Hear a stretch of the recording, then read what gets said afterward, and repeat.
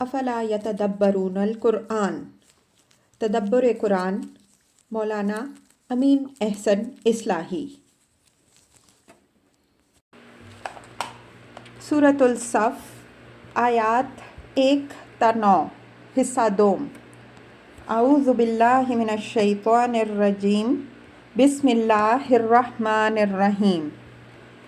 وَإِذْ قَالَ عِيسَى ابْنُ مَرْيَمَ يَا بَنِي إِسْرَائِيلَ إِنِّي رَسُولُ اللَّهِ إِلَيْكُمْ مُصَدِّقًا لِمَا بَيْنَ يَدَيَّ مِنَ التَّوْرَاةِ وَمُبَشِّرًا بِرَسُولٍ يَأْتِي مِن بَعْدِي اسْمُهُ أَحْمَدُ فَلَمَّا جَاءَهُم بِالْبَيِّنَاتِ قَالُوا هَٰذَا سِحْرٌ مُبِينٌ۔ اب یہ بتایا جا رہا ہے کہ یہ ان کے دل ہی کی کجی کا اثر ہے کہ وہ حضرت عیسیٰ علیہ السلام پر ایمان لانے سے بھی محروم رہے، اور جس آخری رسول کی بشارت آن جناب علیہ السلام نے دی، اس کی تکذیب کے لیے بھی آج رات دن خاک بازی میں مصروف ہیں۔ حالانکہ ان کی تمام مخالفتوں کے علی الرغم اللہ کا یہ نور کامل ہو کر رہے گا، نہ یہ اس کا کچھ بگاڑ سکیں گے، نہ مشرکین قریش۔ حضرت عیسیٰ علیہ السلام بنی اسرائیل کے آخری نبی تھے۔ ان کے ذکر سے مقصود یہ دکھانا تھا کہ حضرت موسیٰ علیہ السلام کے ساتھ بنی اسرائیل نے جو سلوک کیا اور اس کی پاداش میں ان پر جو لعنت ہوئی، اس کا اثر بد ان پر آخر تک مسلط رہا، یہاں تک کہ اسی کے نتیجے میں انہوں نے حضرت مسیح علیہ السلام کی بھی تکذیب کی، اور اب اسلام کی جو مخالفت وہ کر رہے ہیں یہ بھی اسی کا اثر ہے۔ مطلب یہ ہے کہ یہ بیماری ایسی جان لیوا ہے کہ ایک مرتبہ لگ گئی تو پھر اس سے جان چھڑانا ناممکن ہے۔ سلامتی اسی میں ہے کہ اس کی چھوت نہ لگنے دی جائے۔ مصدقا لما بین یدی من التوراۃ، یہ بات حضرت عیسیٰ علیہ السلام نے اپنی رسالت کی دلیل کے طور پر فرمائی کہ میرے ظہور سے ان پیشن گوئیوں کی تصدیق ہوئی ہے کہ جو میرے باب میں تورات کے صحیفوں میں موجود ہیں۔ حضرت عیسیٰ علیہ السلام کے بارے میں سب سے زیادہ واضح بشارت تو ان کے پیش رو حضرت یحییٰ علیہ السلام نے دی۔ انہوں نے اپنا خاص مشن ہی یہ بتایا کہ وہ اپنے بعد آنے والے کی خوشخبری دینے آئے ہیں۔ اپنی اسی بشارت کے ضمن میں انہوں نے ان پیشن گوئیوں کا بھی حوالہ دیا جو حضرت عیسیٰ علیہ السلام کے بارے میں پہلے سے موجود تھیں، اور جن کی بنا پر لوگوں کو ایک نبی کی بعثت کا انتظار تھا۔ یہ ساری چیزیں اپنے محل میں بیان ہو چکی ہیں، یہاں اعادے کی گنجائش نہیں۔ مصدقا لما بین یدیہ کے لغوی مفہوم پر اس کے محل میں مفصل بحث ہو چکی ہے۔ جو لوگ اس کے معنی یہ لیتے ہیں کہ میں تورات کی تصدیق کرنے والا ہوں، انہوں نے نہ تو اس کلام کا موقع و محل سمجھا ہے، نہ مصدقاً کا صحیح لغوی مفہوم وہ متعین کر سکے ہیں۔ حضرت مسیح علیہ السلام نے یہ بات اپنے کو مومن بالتوراہ ظاہر کرنے کے لیے نہیں فرمائی ہے، بلکہ جیسا کہ ہم نے اشارہ کیا اپنی نبوت و رسالت کی دلیل کے طور پر فرمائی ہے، اور قرآن میں جہاں بھی یہ لفظ آیا ہے اسی سیاق میں آیا ہے۔ اس مقصد کے لیے یہ بات بالکل لاحاصل ہے کہ میں تورات کی تصدیق کرنے والا ہوں۔ اگر انہوں نے تورات کی تصدیق فرمائی تو اس سے جو بات ثابت ہوئی وہ صرف یہ ہے کہ وہ تورات پر ایمان رکھتے تھے، لیکن اس سے ان کی نبوت و رسالت کس طرح ثابت ہو جائے گی؟ پھر یہ بات بھی ذہن میں رکھیے کہ تورات کے ہر حصے کی تصدیق نہ حضرت مسیح علیہ السلام نے فرمائی ہے اور نہ محمد رسول اللہ صلی اللہ علیہ وآلہ وسلم نے، بلکہ حضرت مسیح علیہ السلام نے بھی اس کی تحریفات سے پردہ اٹھایا ہے، اور قرآن نے بھی، بلکہ قرآن کے تو اس کے اچھی طرح بخیے اتھیڑے ہیں۔ وَمُبَشِّرًا بِرَسُولٍ يَأْتِي مِن بَعْدِي اسْمُهُ أَحْمَدُ، یعنی ساتھ ہی حضرت مسیح علیہ السلام نے اپنا مشن بھی بتایا کہ وہ ایک رسول کی خوشخبری دینے آئے ہیں جو ان کے بعد آئے گا، اور اس کا نام احمد ہوگا۔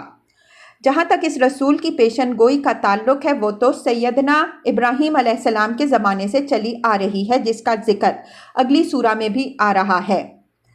حضرت ابراہیم علیہ السلام کے بعد حضرت موسیٰ علیہ السلام نے بھی اس رسول کی خوشخبری دی۔ بعض دوسرے انبیاء علیہم السلام سے بھی تورات کے مختلف صحیفوں میں پیشن گوئیاں موجود ہیں، اور اہل کتاب ان کا مصداق حضرت صلی اللہ علیہ وآلہ وسلم کو مانیں یا نہ مانیں، لیکن ایک غیر جانبدار ذہن یہ ماننے پر مجبور ہے کہ حضرت صلی اللہ علیہ وآلہ وسلم کے سوا کسی اور پر وہ منطبق نہیں ہو سکتی۔ الغرض، جہاں تک حضرت صلی اللہ علیہ وآلہ وسلم کی بشارت کا تعلق ہے، اس میں حضرت مسیح علیہ السلام منفرد نہیں ہیں، لیکن جناب کی بشارت 3 پہلوؤں سے دوسری سابق بشارتوں سے بالکل مختلف ہے۔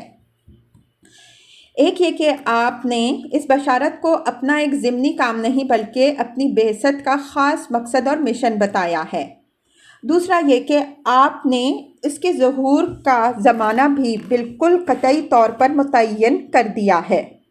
تیسرا یہ کہ آپ نے یہ بشارت حضرت صلی اللہ علیہ وآلہ وسلم کے اسم گرامی کی تصریح کے ساتھ دی ہے۔ یہ تینوں پہلو خاصے اہم ہیں، اس وجہ سے ہم بالاختصار ان پر گفتگو کریں گے۔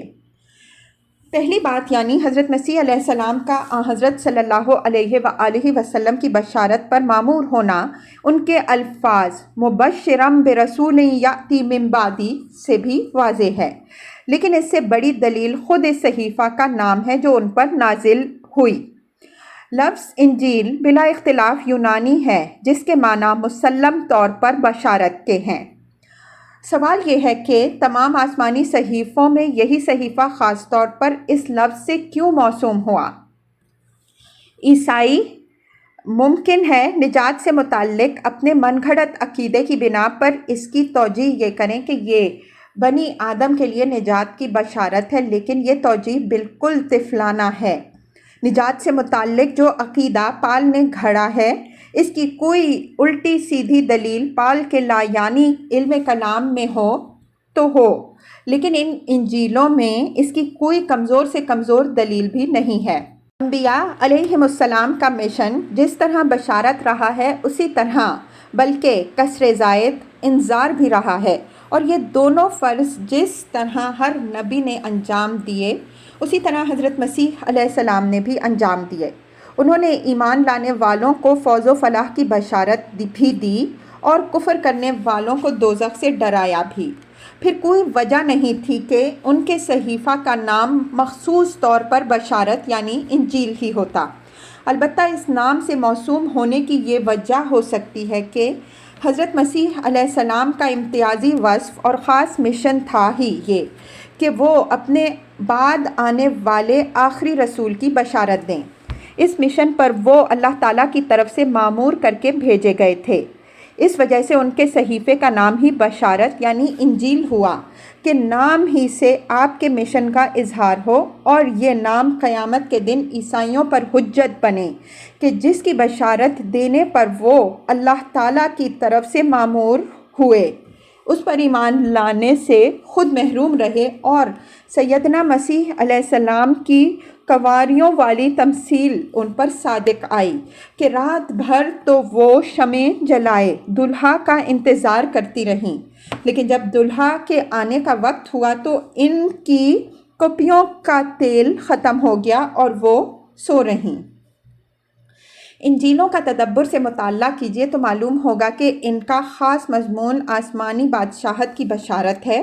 مختلف اسلوبوں، پیرایوں اور گو نگو تمثیلوں سے یہی مضمون ان میں بار بار آتا ہے۔ اس آسمانی بادشاہی کی جو خصوصیات بیان ہوئی ہیں اس کے تدریجی نشو و نما کا جو تصور دیا گیا ہے، اس میں داخل ہونے والوں اور اس سے محروم رہنے والوں کے جو اوصاف مذکور ہوئے ہیں، اگر ان پر اچھی طرح غور کیجیے تو یہ بات صاف نظر آتی ہے کہ یہ در حقیقت اس نبوت کی بشارت ہے جو حضرت صلی اللہ علیہ وآلہ وسلم کی بعثت کی شکل میں ظاہر ہوئی، اور اس نظام صالح کی خوشخبری ہے جس کی برکتیں صحابہ رضی اللہ عنہم اجمعین کے ہاتھوں زمین پر پھیلیں۔ یہاں اس مسئلہ کی وضاحت کا موقع نہیں ہے، ورنہ میں مثالیں دے کر اپنا نقطۂ نظر اچھی طرح واضح کر دیتا۔ تاہم مجھے امید ہے کہ جو لوگ انجیلوں پر اس پہلو سے غور کریں گے وہ میری اس رائے سے اتفاق کریں گے کہ ان کا اصل مضمون اس آسمانی بادشاہی ہی کی بشارت ہے جو حضرت صلی اللہ علیہ وآلہ وسلم کے مبارک ہاتھوں سے قائم ہوئی۔ اس پیشن گوئی میں زمانے کے تعین کی بات بھی اس کی اہمیت کو بہت بڑھا دیتی ہے۔ اس سے پہلے جتنی پیشن گوئیاں بھی حضرت صلی اللہ علیہ وآلہ وسلم یا دوسرے انبیاء علیہم السلام کے باب میں وارد ہوئیں، ان میں سے کسی میں بھی اس تصریح کے ساتھ زمانے کا تعین نہیں ہے، بلکہ سب ایک غیر متعین مستقبل سے تعلق رکھنے والی ہیں۔ لیکن اس پیشن گوئی میں یہ تصریح ہے کہ وہ رسول آپ کے بعد آئے گا اور آپ اس کی بشارت دینے اور اس آنے والے کی راہ صاف کرنے آئے ہیں۔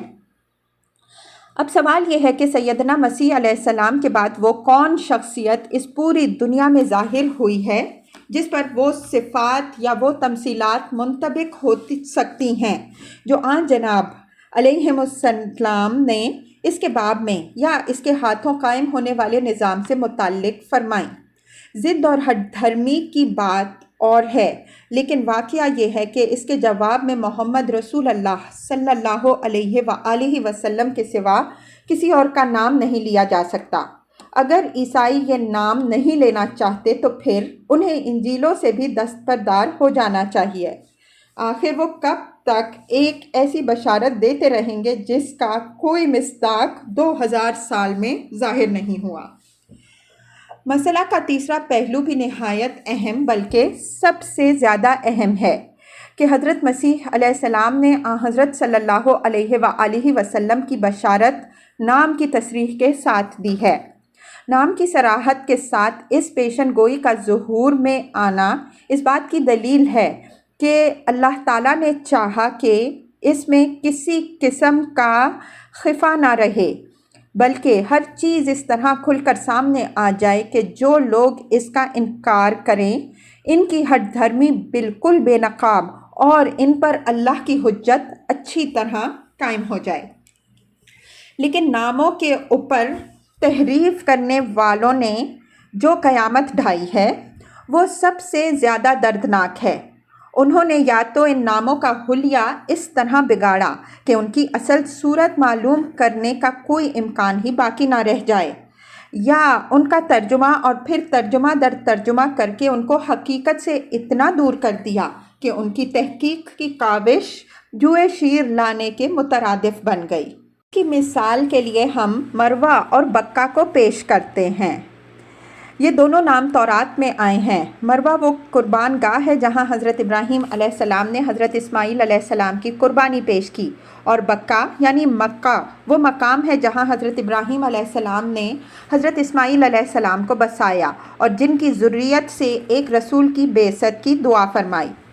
چونکہ یہود یہ بات کسی قیمت پر گوارا کرنے کے لیے تیار نہیں تھے کہ حضرت ابراہیم علیہ السلام کا کوئی تعلق مکہ سے ثابت ہو سکے یا یہ کہ قربان ہونے والا فرزند حضرت اسماعیل علیہ السلام کو قرار دیا جا سکے، اس وجہ سے انہوں نے نہایت سفاکی کے ساتھ ہر اس نشان کو تورات سے کھرچ کر مٹا دیا جس کو انہوں نے اپنی خواہش کے خلاف پایا۔ چنانچہ مروہ کو ان کے علماء اور قاریوں نے زبان کے توڑ مڑوڑ سے مورا یا موریا یا مریا اور نہ جانے کیا کیا بنا دیا۔ اسی طرح بکہ کو بقا بنایا اور پھر اس کو وادی بقا کا نام دے کر مترجموں نے اس کا ترجمہ وادی گریا کر دیا، حالانکہ بکہ اور مکہ دونوں ایک ہی لفظ ہیں۔ اس کی تحقیق اس کتاب میں اس کے محل میں گزر چکی ہے۔ نوٹ ملاحظہ ہو تدبر قرآن جلد اول صفحات 747 تا 748۔ ان دو مثالوں سے اندازہ کیا جا سکتا ہے کہ تورات اور انجیل میں ان ناموں پر کیا گزری ہے جن کو یہودیوں یا عیسائیوں نے اپنے مقصد کے خلاف پایا۔ خاص طور پر احمد یا محمد تو ایسے نام ہیں کہ جن کا کوئی حرف بھی وہ گوارا کرنے کے لیے تیار نہیں ہو سکتے۔ چنانچہ انجیلوں سے یہ بات تو صاف معلوم ہوتی ہے کہ حضرت مسیح علیہ السلام نے نام کی تصریح کے ساتھ حضور صلی اللہ علیہ وآلہ وسلم کی بعثت کی بشارت دی ہے، لیکن ساتھ ہی یہ بات بھی واضح ہو جاتی ہے کہ عیسائی علماء نے اس نام پر پردہ ڈالتے ہوئے وہ کمال فن دکھایا ہے کہ یہود کے سوا کوئی اور اس کمال میں ان کا حریف نہیں ہو سکتا۔ پہلے ہم انجیل یوحنا سے وہ حوالے نقل کرتے ہیں جن میں حضور صلی اللہ علیہ وآلہ وسلم کی بشارت دی گئی ہے۔ اس کے بعد ان کے خاص پہلوؤں کی طرف توجہ دلائیں گے۔ سیدنا مسیح علیہ السلام فرماتے ہیں، اور میں باپ سے درخواست کروں گا کہ وہ تمہیں دوسرا مددگار بخشے کہ ابد تک تمہارے ساتھ رہے، یعنی سچائی کی روح۔ یوحنا باب 14 آیات 16 تا 17۔ لیکن مددگار یعنی روح القدس جسے باپ میرے نام سے بھیجے گا وہی تمہیں سب باتیں سکھائے گا اور جو کچھ میں نے تم سے کہا ہے وہ سب تمہیں یاد دلائے گا۔ یوحنا باب 14 آیت 26۔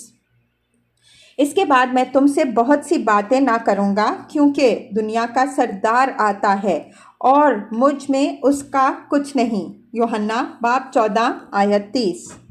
لیکن جب وہ مددگار آئے گا جس کو میں تمہارے پاس باپ کی طرف سے بھیجوں گا، یعنی سچائی کا روح جو باپ سے صادر ہوتا ہے، تو وہ میری گواہی دے گا۔ یوحنا باب 15 آیت 56۔ لیکن میں تم سے سچ کہتا ہوں کہ میرا جانا تمہارے لیے فائدہ مند ہے، کیونکہ اگر میں نہ جاؤں گا تو وہ مددگار تمہارے پاس نہ آئے گا۔ یوحنا باب 16 آیت 7۔ مجھے تم سے اور بھی بہت سی باتیں کہنا ہیں مگر اب تم ان کی برداشت نہیں کر سکتے، لیکن جب وہ یعنی سچائی کی روح آئے گا تو تم کو تمام سچائی کی راہ دکھائے گا، اس لیے کہ وہ اپنی طرف سے نہ کہے گا لیکن جو کچھ سنے گا وہی کہے گا اور تمہیں آئندہ کی خبریں دے گا۔ یوحنا باب 16 آیات 12 تا 13۔ یہ حوالے ہم نے انجیل یوحنا سے لیے ہیں جو عیسائیوں کے تمام فرقوں کے نزدیک مسلم ہیں۔ انجیل برناباس میں حضور صلی اللہ علیہ وآلہ وسلم کی بشارت آپ کے نام نامی محمد کی تصریح کے ساتھ بار بار وارد ہوئی ہے، لیکن اس کے حوالے ہم اس لیے نہیں دے رہے ہیں کہ موجودہ عیسائی جو پال کے پیرو ہیں اس کو مستند نہیں مانتے۔ مذکورہ بالا حوالوں پر غور کیجئے تو چند باتیں بالکل واضح طور پر سامنے آتی ہیں۔ ایک یہ کہ حضرت مسیح علیہ السلام نے حضرت صلی اللہ علیہ وآلہ وسلم کی بشارت ایسی واضح صفات کے ساتھ دی ہے کہ وہ حضور صلی اللہ علیہ وآلہ وسلم کے سوا کسی دوسرے پر منطبق نہیں ہو سکتی۔ مثلاً وہ تمہیں دوسرا مددگار بخشے گا کہ ابد تک تمہارے ساتھ رہے گا، وہی تمہیں سب باتیں سکھائے گا۔ دنیا کا سردار آتا ہے اور مجھ میں اس کا کچھ نہیں۔ غور کیجئے کہ حضرت مسیح علیہ السلام کے بعد حضرت صلی اللہ علیہ وآلہ وسلم کے سوا کون ہے جس کو ان صفات کا مصداق قرار دیا جا سکے۔ دوسری یہ کہ ان پیشن گوئیوں کے پیش و عقب میں اگرچہ ایسے بے جوڑ فکرے اور الفاظ گھسانے کی کوشش کی گئی ہے جن سے ان کے مطلب کو خبت کیا جا سکے، لیکن اس کوشش میں تحریف کرنے والوں کو کامیابی نہیں ہوئی ہے، بلکہ ان فکروں کا بے ربط ہونا بالکل نمایاں ہے۔ تیسری یہ کہ صاف معلوم ہوتا ہے کہ حضرت مسیح علیہ السلام نے حضرت صلی اللہ علیہ وآلہ وسلم کی تعریف میں کوئی معین لفظ فرمایا جس کو بعد کے مترجموں اور شارحوں نے اپنی تحریف کا خاص طور پر ہدف بنایا اور اپنا پورا زور لگایا ہے کہ اس کو جس حد تک اس کے صحیح مفہوم سے دور کر سکیں کر دیں۔ کسی نے اس کا ترجمہ مددگار کیا ہے، کسی نے وکیل، کسی نے شفیع، کسی نے سچائی کی روح۔ رہا یہ کہ وہ لفظ کیا ہے تو یوحنا میں جو یونانی لفظ استعمال ہوا ہے وہ پیراکلیٹس بتایا جاتا ہے، جس کے معنی بیان کرنے میں وہ منہ شگافیاں کی گئی ہیں جو اوپر بیان ہوئیں۔ یہ یونانی لفظ ظاہر ہے کہ کسی سریانی لفظ کا ترجمہ ہوگا، اس لیے کہ انجیل کی اصل زبان سریانی تھی۔ تو اب اس کی تحقیق کون کرے کہ وہ کیا تھا؟ جب ایک لفظ کو گم کرنے کی جد و جہد میں صدیوں سے ایک پوری قوم کی قوم لگی ہو تو اس کا سراغ لگانا کس کے امکان میں ہے؟ یہ تو قرآن کا احسان ہے کہ اس نے ہمیں اس کا سراغ دیا۔ بعض مسلمان مورخین کی تحقیق یہ ہے کہ اصل سریانی لفظ منسمنا ہے، جس کے معنی سریانی میں وہی ہیں جو محمد اور احمد کے ہیں۔ فَلَمَّا جَاءَهُم بِالْبَيِّنَاتِ قَالُوا هَٰذَا سِحْرٌ مُّبِينٌ۔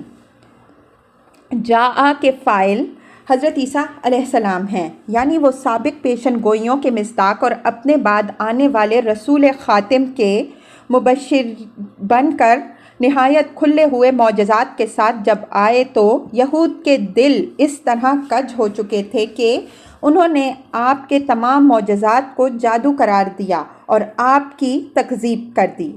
انجیل کی تصریح ہے کہ یہود نے آپ کے معجزات کو جادو کا کرشمہ بھی قرار دیا اور یہ بھی کہا کہ یہ جو کچھ دکھاتے ہیں اس میں روح القدس کی تائید کو کوئی دخل نہیں ہے، بلکہ ان کو ایک بھوت بالرز بول کی مدد حاصل ہے۔